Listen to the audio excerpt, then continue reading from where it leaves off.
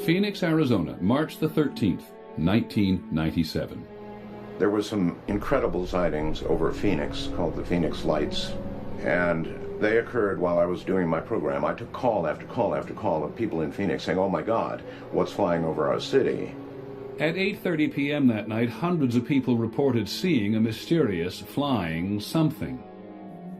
Security guard Bob Nelson was sitting on his porch with his dog.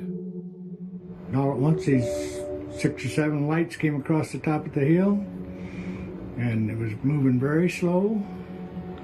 And then I went in and jokingly said to my wife, "We got a UFO coming over." She just couldn't believe what she seen. And then, of course, she didn't know what she seen. Sue Watson and her children, Brian, Aaron, and Kevin, were in their front yard. We saw this incredible sized vehicle. There were 5 huge lights in the very front of it, and it was in a boomerang shape. I'm only a mile and a half from that mountain, the top of that mountain. That vehicle spent 5 to 6 minutes hovering from that mountain to my house. I don't know anything that can go that slow. It was absolutely silent, just completely gliding, just like part of the sky, just a big, big, big platform, just flying with lights in front of it. I could see it was covering stars, so I knew it was something solid. Sheriff's Deputy Thomas Chavez was in his squad car. I was sitting here facing to the east, watching the intersection, and on one of the times when I glanced up from my paperwork, that's when I saw the strange set of lights.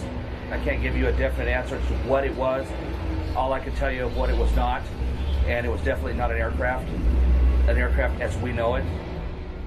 Mike Fortson grabbed his binoculars and went outside with his wife. As it passed in front of us, all we could see was the left wing of the craft itself. That's how low it was. We didn't go fetch a camera. We didn't do anything but sit there and watch it. You actually tell yourself not to blink because you might miss something. I mean, that's how intense it was. It gives me goosebumps when I talk about it. At 10 p.m. that night, thousands of other people reported seeing another series of lights in the sky. What I'm looking at here is a light on South Mountain. Mike Christen videotaped the event from his house on Moon Mountain. When I saw the one light, it was one thing. I was just photographing the one light, and then all of a sudden another one popped up in a different direction. So then I trained the camera on that light, and then another one popped up, and before you know it, this whole thing is starting to happen in front of my eyes, and I'm going, wait, this is something. All right, you tell me what it is.